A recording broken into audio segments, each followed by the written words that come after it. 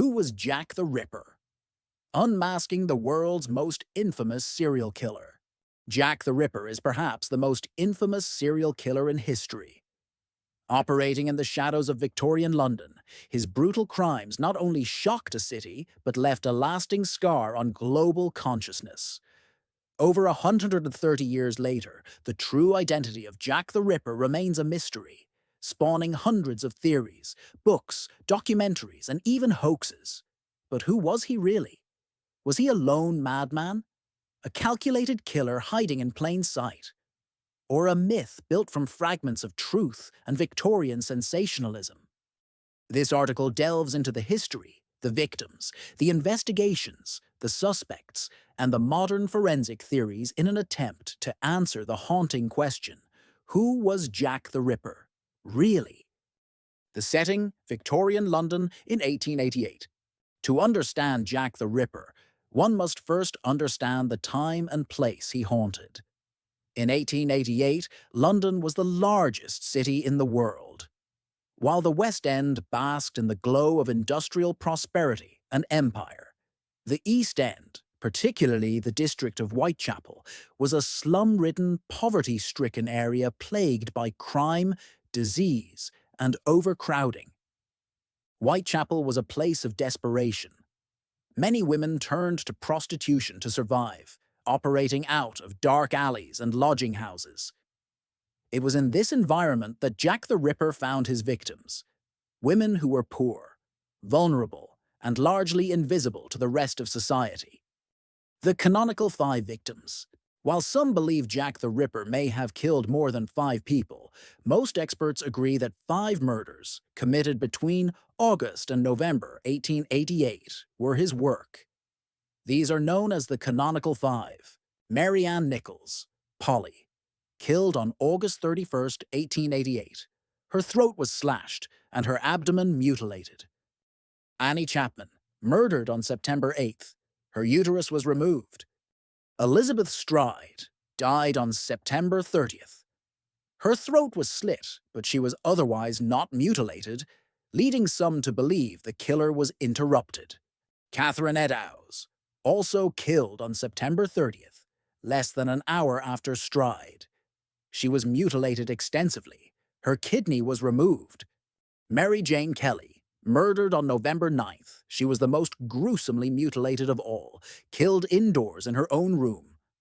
All the victims were prostitutes, or at least were believed to be, and all were killed at night in or near Whitechapel. The methodical nature of the killings suggested not just rage, but perhaps anatomical knowledge, raising the possibility that the killer had medical training. The letters. Taunting the police. During the Ripper's spree, police and newspapers received hundreds of letters claiming to be from the killer. Most are believed to be hoaxes, but 3 stand out. Dear Boss letter, received September 27th. This letter coined the name Jack the Ripper and promised further killings. Saucy Jackie, postcard, October 1st, references the double event of Stride and Eddowes. From Hell letter, October 16th, came with half a human kidney, perhaps from Eddowes. While their authenticity is debated, these letters added to the public hysteria and helped mythologize the killer. The investigation and police failures. The Metropolitan Police and the City of London Police, operating under separate jurisdictions, launched intensive investigations. They interviewed hundreds of people, followed numerous leads, and increased patrols in Whitechapel. Despite these efforts, no one was ever arrested for the murders. Key investigative mistakes included lack of forensic science, fingerprinting didn't exist yet, and crime scene preservation was rudimentary. Jurisdictional conflicts, rivalries between different police forces hampered cooperation. Class bias. The police were criticized for not protecting poor women and focusing instead on controlling public unrest. The failure to catch the killer led to public outrage and accusations of incompetence. It also allowed conspiracy theories to flourish. The suspects, dozens of theories. Over the years, more than 100 suspects have been proposed. Here are some of the most compelling. Montague John Druitt, a barrister and schoolteacher who committed suicide shortly after the final Ripper murder. He fit the profile, and some police at the time believed he was the killer. However, there's little concrete evidence linking him to the crimes. Aaron Kosminski, a Polish-Jewish immigrant with a history of mental illness, Kosminski lived in Whitechapel and was institutionalized in 1891. In 2014, controversial DNA evidence from a shawl allegedly belonging to Catherine Eddowes was used to link Kosminski to the crimes. However, critics argue that the DNA analysis was flawed and the chain of custody questionable. Prince Albert Victor, Duke of Clarence, the grandson of Queen Victoria, this royal theory suggests a vast cover-up to hide the involvement of the monarchy. Most historians reject this idea due to lack of evidence and Albert's documented whereabouts at the time.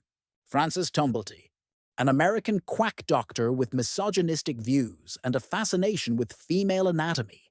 He was in London during the murders and was arrested on unrelated charges. After fleeing to the US, suspicion grew, but no solid evidence emerged.